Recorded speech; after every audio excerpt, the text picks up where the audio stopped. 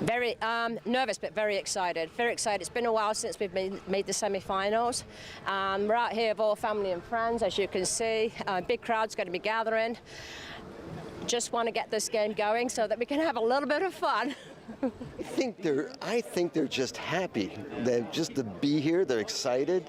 Apparently, it's been a while since England's been this far. It's going to be a tight game today. Obviously, we're nervous. England played well the last game, but you never know what team's going to turn up. So, fingers crossed. We'll be cheering by the end of today. Fingers crossed. If we're lucky enough to go through, it's going to be a tough one. Italians, they play a very obviously defensive game, but they've done well. You know, give them credit where it's due.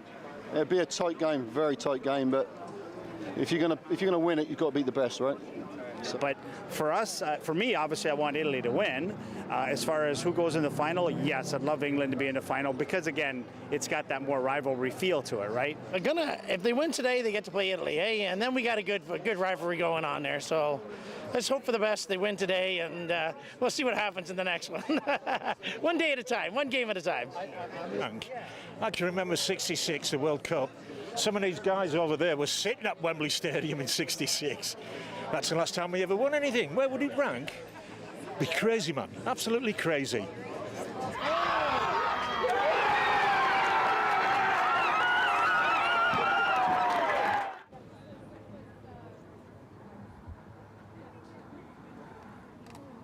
So now it all boils down to what happens on Sunday. That's when the final match is going to be played. We're going to see Italy versus England in the final. This is something everybody here has been waiting for. It's something everybody on Erie Street yesterday has been waiting for. The English fans, of course, are hoping to take it home. We'll see what happens then. Chris? And Jacob keeps finding himself in the winner's circle. I wonder which one you're going to get invited to for Sunday's big match. Thanks for this, Jacob. Now, as you've seen, fans of the Italian soccer team went crazy in downtown Windsor yesterday, taken to the streets. Many could be seen standing on top of vehicles, but one Palestinian in Windsor has been left wondering why after a pro-Palestine rally in May saw multiple tickets issued. This is not, I don't think the solution here would have been me saying, no, everybody in the Italian community should have gotten tickets. I don't think that is what would have made this better. I think this is more of a criticism about the Windsor police institution itself. Like, hey, recognize when things don't seem fair and when people are pointing that out. Now, these are images from that pro-Palestinian rally back in May. It resulted in police issuing more than 25 tickets, an organizer charged under Ontario's Reopening Act and noise bylaws. The rest of the tickets were for traffic and noise-related offenses. Police tell CBC News yesterday's celebration in Via Italia was impromptu, and the Palestinian rally was a planned event where police presence could be coordinated beforehand. Now, they add in a statement, "We do not condone the behaviors seen on the roadways last night, and the possibility of drivers or passengers being charged if identified still exist." They go on to say that the Windsor Police Service will monitor activities on the final game on Sunday for public safety reasons, traffic offenses, and noise violations. Quote, "We want the community to be able to celebrate. However, it is everybody's responsibility to do so safely. Please do not take to the streets with vehicles for the purpose of celebrating." Now, for the second day in a row, the Windsor-Essex County Health Unit reporting just a single new case of COVID-19. The situation improving in Ontario, but today, a new sign that things are getting better. For the first time since October, no new deaths were reported in the province. Now, as Lorenda Redikoff reports, smaller caseloads have some asking why restrictions aren't being loosened even sooner. I really want to get our economy going. I want to get Brampton going again. It used to be Ontario's COVID hotspot. Now cases are way down, and there's just one COVID patient in Brampton Civic Hospital's ICU. Mayor Patrick Brown wants to move to step 3 of reopening sooner. He feels it could happen more than a week ahead of the current plan. It pains me to know that in the middle of a heat wave, we've got indoor recreation facilities that our kids can't use. We've got indoor pools that kids can't use. I want to get kids' sports back on. I want to see our indoor dining opened up. But the medical officer of health for Peel isn't as optimistic. He says vaccination rates are rising, but just 43% of adults in the region have both doses. And the whole province needs more people protected first. So every day that we advance reopening, we're essentially leaving 250,000 doses of coverage on the table. The Mayor of Toronto says area mayors had agreed to another message earlier this week, not the one Patrick Brown called for today. I, as the Mayor of Toronto, together I think with all the other mayors and chairs, would like to see as many things open as soon as possible. But we want to see it done safely and cautiously, and that's what we all agreed that we would, maintain that position. 1 week into step 2, Toronto's medical officer of health also prefers to hold off. With each step, it does take some time before you actually have the opportunity to see what the increased movement of people does by way of increasing transmission. Hence another reason to be cautious in the approach. And while some staff and customers are eager to eat inside at restaurants or work out inside at a gym again, the health minister said given the Delta variant, it's too risky. We want to make sure that when we open, we can stay open. We want to avoid a fourth wave. We don't want to have to move back a step. All GTHA mayors are pushing the province for more details on what step 3 will look like. They say businesses like theaters and concert venues need time to prepare for reopening. As of now, Ontario won't open step 3 until July 21st at the earliest. Lorenda Redicop, CBC News, Toronto. The province also easing restrictions on long-term care homes today. Residents now able to have outdoor visits with up to 10 people, indoor visits of up to 2 general visitors and 2 caregivers. The change also means residents will be able to use personal care services. There's also no limit on the number of people who can be designated as a caregiver. More money coming for addiction services. Welcome news for those on the front lines here in Windsor, Essex. Ontario making this announcement during an ongoing crisis that's only been getting worse during the pandemic. CBC's Katerina Georgieva reports. It's absolutely catastrophic out there right now. Sandwith knows it firsthand. On the front lines, he offers transitional support to those struggling with addiction at Windsor's Hand in Hand. What we're seeing isn't just a want to come in, it's a desperate need. We're averaging sometimes 2 to 3 phone calls just for one individual and complete despair of what to do. At a news conference today, the province promised $32.7 million in new annualized funding to address the crisis. It's part of a multi-billion-dollar 10-year roadmap to wellness plan for mental health and addictions. These are all critical steps to ensure that when someone does make the courageous decision to reach out for help, that they are met with care, not a wait list. The province says it wants the money to go toward more supports for prevention, recovery, transitions, and treatment. It's also funding new youth treatment beds at Pine River Institute in Toronto. We're happy to hear this news. We're happy to see that it's spread, in some few key areas, but enough sort of weight to do some work within those areas. Happy to see what it means for local. In Windsor, Essex, 64 people died last year of an overdose. 48 died the year before. Across Ontario, a total of 2,426 people died last year. We've never seen so many preventable substance-related harm and deaths over what we've experienced certainly over the past year. So many years lost by so many young lives cut short by what's been presenting itself as an overwhelming epidemic. And the pandemic has only made it worse, with more people struggling. For Hand in Hand, a group supported by donations, the hope is some of the new money will flow directly to them, something they plan to discuss with the Associate Minister of Mental Health and Addictions later this month. His office was gracious to get back to us to set up a meeting so that we can further discuss what we're doing in the city for addiction and mental health. Perhaps voice our concerns as far as what we need down here and what we're seeing. What they're seeing is a crisis getting worse, but more funding offers a glimmer of hope. Katerina Georgieva, CBC News, Windsor. One man is dead after a police shooting in Chatham, Kent. The investigation, it closed the 401 in all directions near Ridgetown. All lanes reopening late this afternoon. Not many details being released on what exactly happened here. Ontario's Special Investigations Unit says someone called the OPP after a person stole gas from a station early this morning. An officer spotted the suspected vehicle, which crashed into a ditch. A man got out. The officer shot his weapon. The man died in hospital. No more details have been released by the OPP. The president of Haiti has been assassinated. Jovenel Moise was shot to death in his private residence overnight. His wife wounded, now in hospital. The identities of the attackers unknown.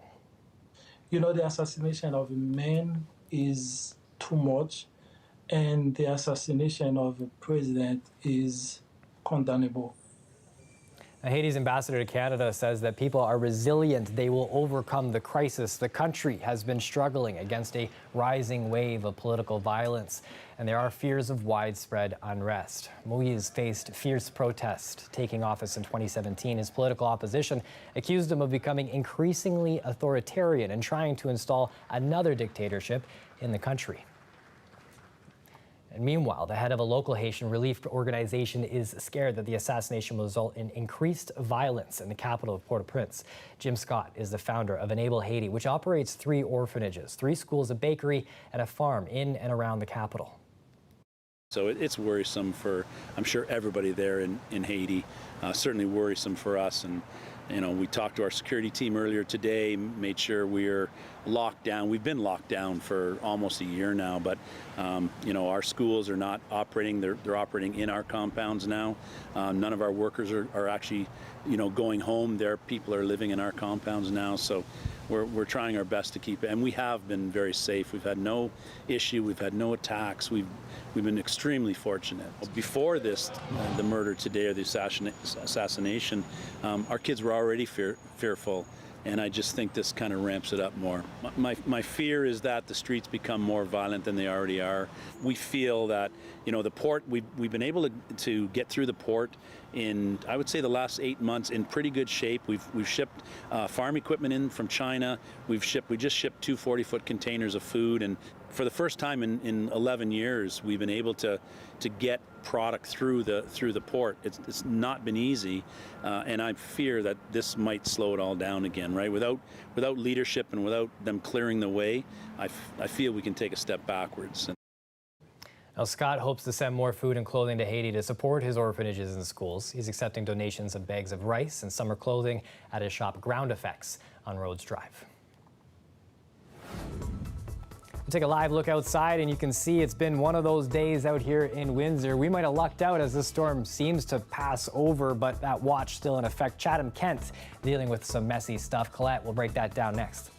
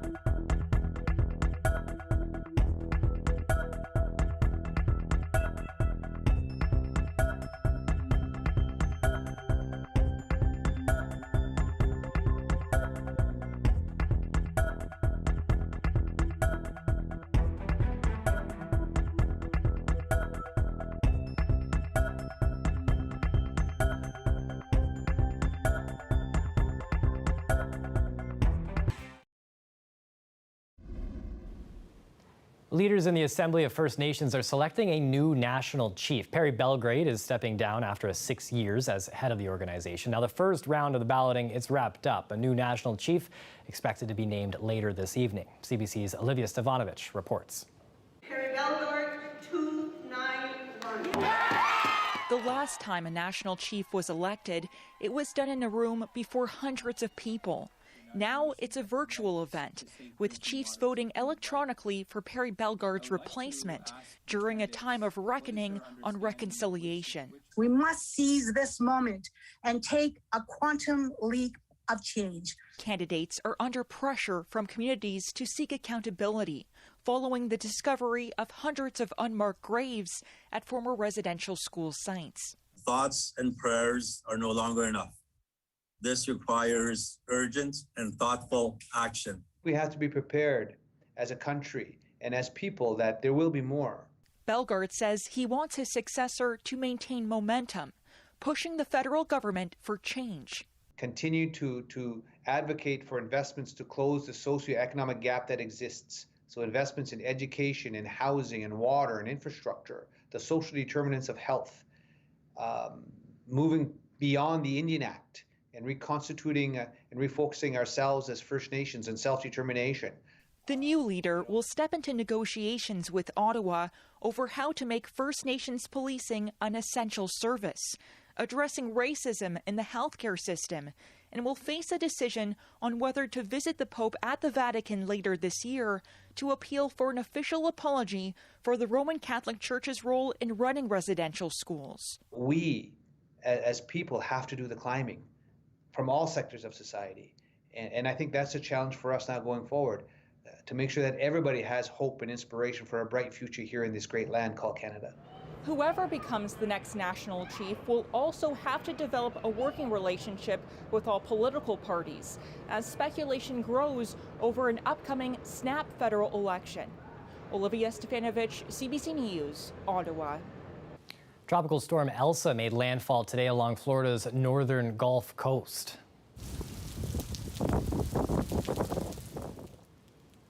Elsa blew ashore with sustained winds of about 105 kilometers per hour. The storm was downgraded this morning from hurricane status, but it continues to bring heavy rain, strong winds. Power was knocked out for more than 20,000 customers. Residents cautioned because a dangerous storm surge is expected. Elsa's set to head across the state of Florida, then track north into Georgia, and then the Carolinas. Colette Kennedy joins us now for a live forecast locally here. We're looking at some tough stuff too. Chatham-Kent especially. I've seen some stuff on Twitter there of those clouds, those storms, the wind really hitting them. Yeah, for sure. And some pretty heavy downpours too, Chris, in terms of the amount of rain that has fallen already. And really, this isn't over with yet. So kind of last night, we saw the cluster of storms move through and Essex getting hit a little harder. And now we're looking at this activity in Chatham-Kent. I'm going to go into that a little bit deeper here in a moment, but kind of showing you the setup. Now, some of the storms have brought the temperatures down, but essentially we've sort of had this cutoff here with a nearly stationary front where it's cooler and even the dew point's down, so less muggy into eastern Ontario, but you know, at one point we were up to 30 degrees here in Windsor and still looking at it being very muggy. So a lot of moisture to work with in the atmosphere. These are your current temperatures, still have that humidex in the low 30s. Severe thunderstorm watch now for the Windsor area. It was a warning earlier, but that warning continues around Chatham-Kent and through towards Sarnia. Look at the cluster of storms here. I really want to go in closer, and I also want to take all these lightning strikes off because see this cell here, it's over Lake Erie now, but those pinks we're getting into in the middle, I mean, that was some very heavy rain that just passed through this area. So over our 50 millimeters very near Chatham-Kent, we're seeing already. And like I said, more to come. So it's highly localized, but there'll be some areas that may see over 70, 80, potentially up to 100 millimeters of rain. So flash flooding along the shore is something to be concerned about. Now, we'll see that kind of cluster still pushing through as we go through the early evening hours, then perhaps a bit of a break towards midnight. Don't worry. Well, maybe, I don't know how to phrase that. We will see activity returning, although this next wave will be more coming back through your area, Sarnia, and a little further north from there, and then it fills back in with more thunderstorm development again tomorrow afternoon and early evening. Friday, a few isolated showers early, and then finally we'll see some breaks coming at us and some sun into Friday afternoon. I just want to show you this quickly. So some areas, you can see the models are picking up 40, 45 millimeters. Just keep in mind, there's your overnight temperatures and your 5-day forecast here. Keep in mind that that's in addition to what rain has already come, and that's why some concerns with flash flooding. I want to show you that improvement in the afternoon on Friday, and then Saturday looking pretty good before another round of showers comes in for the second half of the weekend there. Just sweep back in once Did more. You get your haircut? I did get my haircut. You noticed? Thank you. I got these good. cut. I didn't get these cut, so a lot more complaints are going to keep coming in, but we're fine. You Maybe look great we'll get as well, half Colette. the amount of complaints then. Half the amount. Isn't that the move? No, I love it. Enjoy your day. You too. She's running away for a bit. I think we've got Nick coming up next. It's always nice to be able to slide back and say hello before we say goodbye. In New York, a parade for those who helped keep the city going during the pandemic. That's next.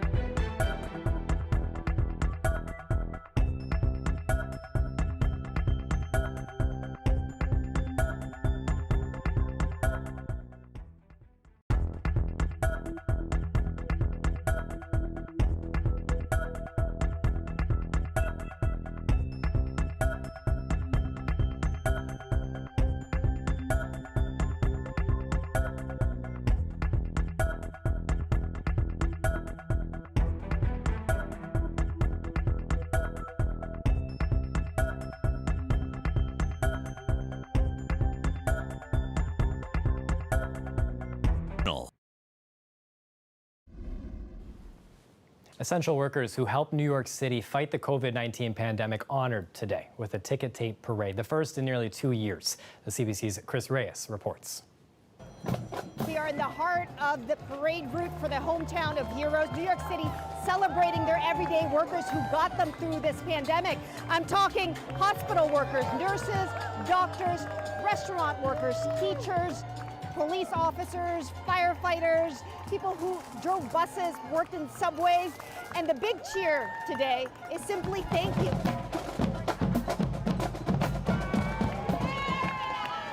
How do you feel listening to everybody cheering? It's amazing. We love it. It's surreal. You can't believe I'm here. And take a look at the crowd. A lot of them smiling. You know how we can tell they're smiling? Because they're not wearing masks. Many of the COVID-19 restrictions were lifted in the state early in June, and they're hoping that this parade will mark the end of the pandemic and the beginning of New York City's big comeback. You can see the confetti on the ground. This is the city of parades. At the very top of the parade, Mayor Bill de Blasio. I'm going to leave you with the sights and sounds of the parade. New York City celebrating their everyday heroes. Chris Reyes, CBC News, New York. A beautiful sight to see. One Canadian city has been adding some sass to their traffic signs, and now they want more suggestions that will really drive their message home. So every Tuesday, we are running creative and more fun traffic safety messaging on 18 of our digital message boards along some of our busy routes, so on Deerfoot, Stony Trail, and in the downtown. And really the idea behind it is that a happy driver is a safer driver. We know when people are on the road and they're maybe in a bad mood, they tend to be a little bit more aggressive in their driving. They'll speed more, cut people off. So it's just a fun way to brighten people's day. So I think it's a good idea. Why not? We're starting to get some really positive feedback and people saying that they really look forward to seeing them and they want to see what we come up with next. There's probably going to be a lot of road rage ones because that's sort of like Calgary's thing, I think. We're throwing it out to Calgarians to, go to our website, calgary.ca/Traffic Tuesday. There's a form on there. Maybe it's Stampede or, Global Fest or Folk Fest or, something like that we can use on those weeks. Maybe some Calgary Flames stuff, should they ever get into the playoffs, that kind of thing. It is a pilot right now. It is very difficult to measure to see, are these messages impacting the way people drive? So really our measurements will be through the feedback that we get.